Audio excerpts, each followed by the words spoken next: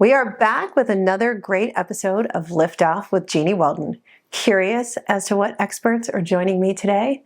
Good, because curiosity is the driving force behind innovation, growth, and those aha moments that change everything. In fact, I'm pretty sure curiosity is the secret ingredient to living a fulfilled life. So get ready, because we've got the best CEOs, executives, celebrities, and entrepreneurs who embody the mindset of curiosity every day.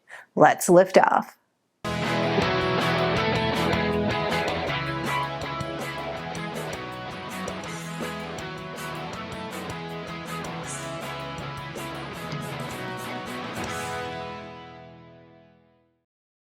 Our first expert is Bonnie Bruder, founder of Binge Networks, which is just one of the great places you can watch Liftoff.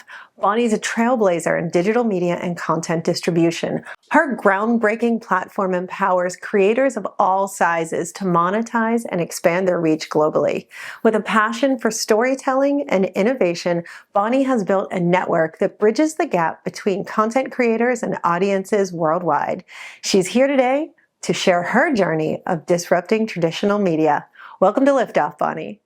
Thank you so much. It's such a pleasure to be here. Binge has revolutionized content consumption by offering a unique platform for creators and audiences alike. And I've watched you create so many different features and capabilities, but what inspired you to create Binge originally? And tell everybody some of the challenges you faced, because you really are disrupting the traditional media landscape. Sure. So when I immediately met Jeannie, we were kindred spirits. What got me into this is that I used to have a TV show on cable networks in New York City, very similar type of content. And I found immediately that it was extremely hard to get viewers, to get distribution, to get sponsors. And at the same time, I was a filmmaker and went the traditional route, getting an agent and getting repped. And it just sucked. The film industry was really, really bad, and you didn't make money for years, if any at all. And I just thought, you know what? There has to be a better way. Like people are innovating everything. Look at Uber, just take a taxi. We were in New York City at that time. So I figured, well, what we're great at is getting distribution. So why don't we just launch a network and offer distribution as a service? And so that's what we did. And we're now going into our 10th year, and we manage over 3,000 shows and films. And we've just done our 10,000th, sorry, not 10th, 10,000th licensing deal, and work with all the major streaming platforms. So there's always a way if you're committed to innovating something and making it better. So with the rapid evolution of digital media and audience preferences, how are you staying ahead of trends to ensure that you and Binge remain relevant and competitive in such a dynamic industry? So always listening to what's working. And it has changed so many different times. We've pivoted like completely. We've changed our business model three different times where we had to completely shut off the revenue stream of what we were doing to do something else that was relevant. And right now, I just returned back from two different major markets. I just came back from NATP, the National Association of Television Producers, on Friday. And the week before that, I was also in Miami, a previous time for Content Americas. So we're always meeting with networks. We're learning what they need. We're sitting in on the forums, on the panels, and learning like what's the next big thing and what can we do. And sometimes that's long form, sometimes that's little snippets in short form, to Martha Stewart's point. And we have forged relationships with hundreds of different people in the industry so that we can place content within any of those. As a successful entrepreneur and CEO, please give us some advice on what aspiring business leaders looking to build their own brands and navigate challenges of scaling in today's digital-first economy should really be doing. Tell me the top three things. Yeah, I mean, prepare to take your punches. That's the first thing I would say. I feel like so many people want to be an entrepreneur, and it's great. It's amazing. I love it. And it's also really, really hard. And so I think if you go into something not understanding that and not being prepared to like put the gloves on, roll up your sleeves, and continually reinvent yourself, it's going to be a challenge. And, mindset, I think, is the biggest thing. I have this really unique situation that happened at NatP where Tony Robbins, who I worked for a decade, was there because he has secured a channel with Paramount, which I don't think that's confidential, but that will be coming out soon. And I just had so much gratitude because I thought, wow, there's where I like learned my grit. I learned my fortitude. I learned how to like persevere and how to dream big. And here he is now, like at the end result when I've created that and I'm in this room. And so it was just like one of those like chill moments of like chills, not chill, like, hey, we're zen, but like chill goosebumps of like, wow, you can really do anything that you want. And I share that with any entrepreneur. Like if you're committed and you're willing to stay the path, you can truly create anything. And also it's a bumpy journey to be an entrepreneur. Well, we're big fans of Binge too, Bonnie, and I love all those answers. Thank you so much for being on the show. Thank you for having me. Please meet the amazing Echo Sandberg. Echo is a visionary leader and an innovative strategist with a passion for transforming ideas into impactful realities. Known for her creative approach to problem solving and her ability to inspire teams, Echo has made significant contributions across industries. On Liftoff, we've asked her to come on and share her expertise on leadership, innovation, and building meaningful connections. Echo, welcome to Liftoff. Thank you for having me. Echo, a lot of people credit their success to things that impacted them as a child. You've got a pretty interesting story about your journey. What do you credit your business success to today?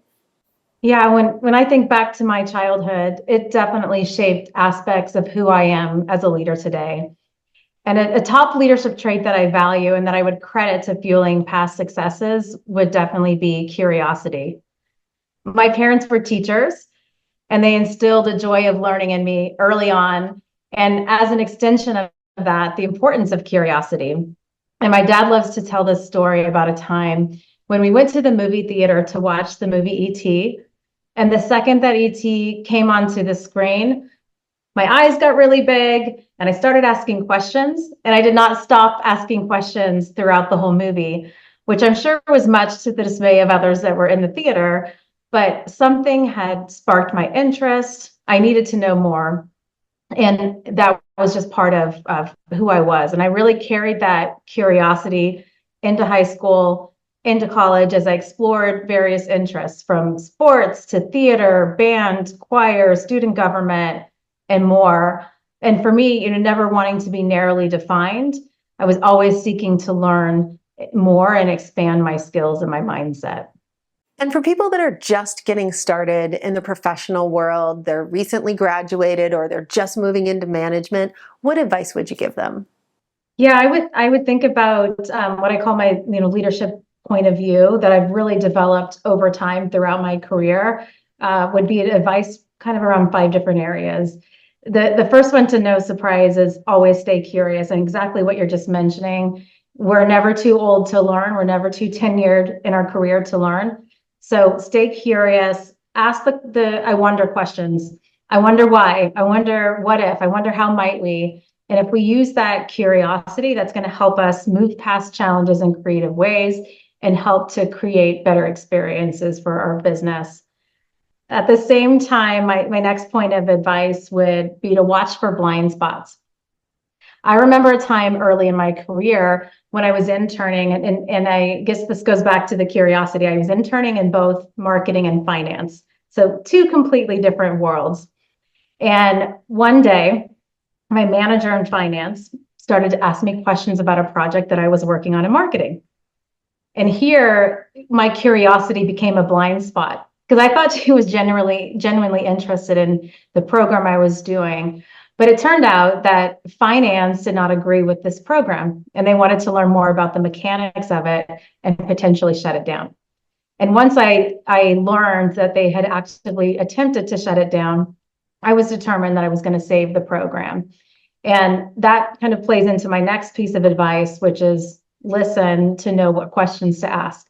And as part of this, I actively interviewed key members in the finance team to understand more about what were the challenges that they had with this program. And by actively listening and learning and asking better questions, ultimately, we came up with an adjustment to the program that could really work for both parties in the equation here. And so it's easy to think about the next question when others are speaking, but really listening is an active tool to build. So that would be the next piece that I would say. And I also think it's important to think about the world and view it through really a wide lens. Don't just think about what's the immediate next thing in front of you, but rather observe what's happening around you and the context in which you're competing. Like you just said, AI wasn't a factor years back, but now it is. And so it's important to keep that wide lens in order to not be left behind. And last but not least, it would be find ways to foster experimentation. And really, as I've progressed to various leadership roles, one thing that I try to do and create within the team is an environment where people feel that they have the safety to explore, they have the safety to discover, which can lead to more creative solutions. So it's stay curious, watch for blind spots, listen to know what questions to ask, take that wide lens, and find ways to foster experimentation. I just love how your story of curiosity has opened the door to such a great career. Thank you so much for that. We're taking a quick pause, but there's plenty more ahead. Stay tuned. It wouldn't be an amazing show without it being packed with powerhouse experts like our next expert. I'm so excited, Christina Milian. Christina is a multi-talented artist, an entrepreneur, and an advocate who's captivated audiences worldwide with her music, her acting, and her business ventures. Among her many accomplishments, Christina co-founded Jeanniey Box, bringing a taste of New Orleans to fans far and wide while showcasing her passion for creative and flavorful experiences. Known for her creativity and drive, Christina has seamlessly transitioned from entertainment to entrepreneurship, and that is no small feat. She's built successful brands while inspiring others to follow their passions. Christina's story is a testament to resilience, innovation, and the power of pursuing your dreams. Let's find out more. Welcome to Liftoff, Christina. Hello, that was quite an intro. I love it. You know, I feel like you are an expert on so many topics. Let's talk about trends. How do trends originate for you? Do you consciously set out to create a trend, or do you think they naturally evolve as a response to something that you're doing? I think for me, since I was a kid, always remember my parents kind of like implementing to me in my head, like, be a trendsetter, don't be a follower, be a leader. And so that's kind of always stuck in my head. And I think naturally it was just a thing for me, like, how do I feel? What makes me feel good? I follow my passions, I follow what interests me. And I think that's what's interesting in this time and age. People aren't necessarily followers. So many ways to kind of like explore who you are or discover yourself, that I think when you find your right people, doesn't matter if they're big or small, it could be a small group of people, but they could be so loyal to you. I think that's important. So I stopped, even in music, I just found that there are times where, your label and everybody's telling you, you got to go this way. This is what's cool. This is what's not cool. This is what's cool.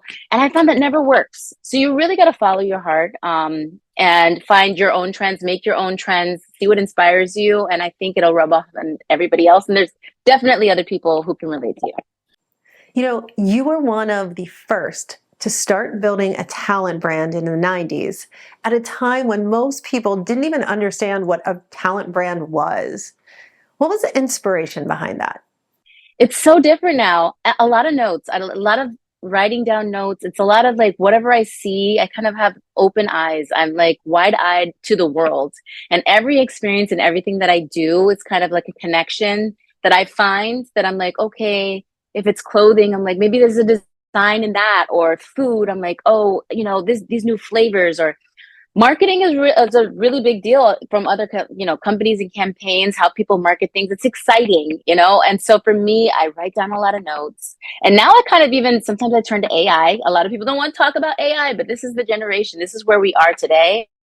And I feel like AI kind of helps me gather my thoughts. So sometimes I just like write down a note, or I say something into my phone, and later I just like either I say it and I get it done right there, or else I take it home and I kind of like explore deeper into that thought. And I find it's very helpful for me to even figure out what it is that I'm feeling at that moment that's going to help me create that trend or what that thing is. I know I'm dying to know, and I'm sure my viewers are too, what key lessons did you learn from your career that helped you transition and successfully launch your own business, Beignet Box? So in the 90s, I feel like there was this change we right in front of our eyes. I think between the internet, between people just vocalizing in interviews and like the people that we love, there was such a mystique to them. Whether it's like Madonna, Michael Jackson, then you have J-Lo. J-Lo was really one of those people, and Gwen Stefani. Those were two people that I kind of watched in the 90s go from not only just pop stars and great actors, but I saw them become a brand. And I remember my mom and I just having talks. My mom and I are really close. She works together with me. She was my manager forever, and now we're partners.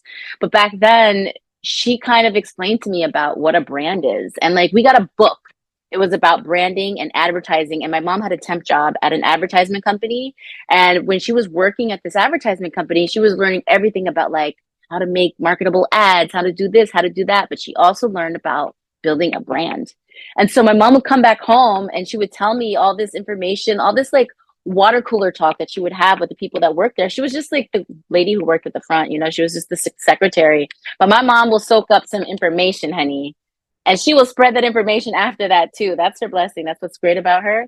And so that's how I learned about being a brand. And as I was hearing this from my mom, I'm watching people like Jennifer Lopez, I'm watching people like Gwen Stefani create their brands through clothing lines, through makeup companies, through so many different things. Even, oh gosh, we're going to say Kimora Lee Simmons was her and her husband at that time, Fat Farm, Baby Fat. I think even before J-Lo and Gwen Stefani, they were one of the first two people in the 90s. Like that is the totem pole at the top, of people that are minorities that created a brand. And we're seeing FUBU, and we're seeing all these companies come together that were not your per se, your usual marketed companies that the whole world, everyone's wearing the same thing, doing the same thing.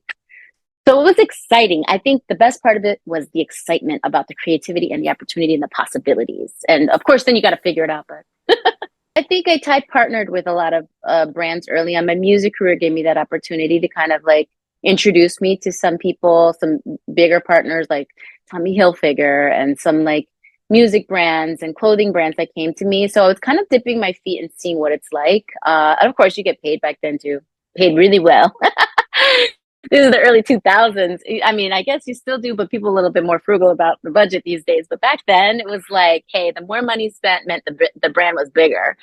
But it was always just a good look and tying yourself to the right brands. It's not about the money. It's really about the quality and does it make sense? There were people that did come to me that it just didn't make sense. I didn't feel like it was matching my career, didn't match my essence, my voice. So I think that's the essence of being an entrepreneur, is actually getting the opportunity to follow your passion because this is what you feel. This is your voice, or this is how you connect with your audience. And it has to be real. It has to come from a place of honesty that you can understand every single layer, whether you are a consumer or you are the boss. You have to remember the consumers out there. You have to relate to that consumer. Why do they like you? Why do they want to buy this? Why do they want to buy into this? Not just because you're and nowadays there's a million, brands. There's a lot of brands. There's a lot of entrepreneurs. That's how it is now. So, if we want to go back to those times, you were taking big chances. And, when you took a chance on being your own thing, you were also cutting out the other people. So you're like, hey, if I want to create my own hair brand, that means I'm not going to be doing L'Oreal. I'm not going to be doing this XYZ. So it's scary. So you really have to believe it. You really have to come from a place where you are so passionate about it. You're ready to win, lose, try again. Thank you so much, Christina, for being on Liftoff. We really appreciate it. Thank you for having me.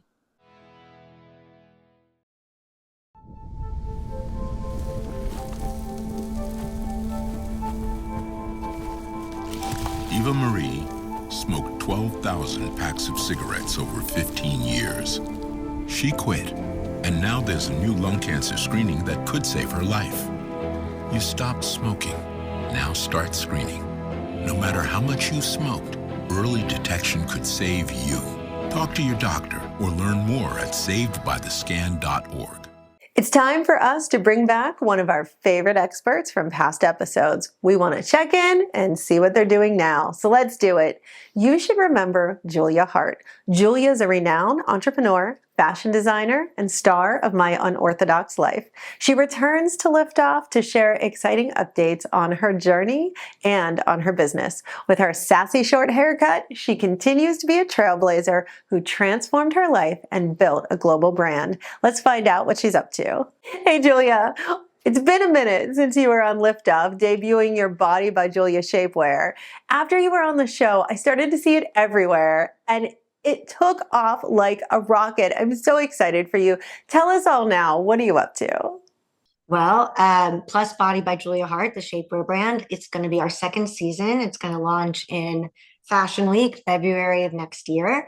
And for our second season, it's just our second collection. We're going to be in Macy's all over America. We're going to be in Canada. We're going to be in the UK. And we are also in in communication with an amazing multi-brand store in Mexico. So we're going global, baby. So really excited about that. And we're also launching, the second collection is not just shapewear. We're launching the first ever shapewear, clothing, and your bra all in one. They're sold not by just your dress size, but your cup size. And the bra is built into the clothing. So you don't have to go home. And the first thing you do to be less uncomfortable is to unhook your bra, because there's no hook. There's no wires. There's nothing. It's the clothes themselves hold the bra in place. So it's all in one. You don't have to wear layers. You don't have to wear a bra and then shapewear and then your shirt. Your shirt is your bra and your shapewear. So I'm really excited about that. Thanks so much, Julia. That is so great. We're going to have to check in on you from time to time. And thank you for joining us on Liftoff with Jeanniey Walden today. If you've loved today's episode, make sure to follow us on social media at Liftoff Show. We've got exclusive behind the scenes content, updates, and more inspiring conversations. Don't forget to share the love. Tag your friends, tell your friends, spread the word. Help us empower even more people to take their lives and careers to the next level. See you next time. The proceeding was sponsored by Liftoff Enterprises, LLC.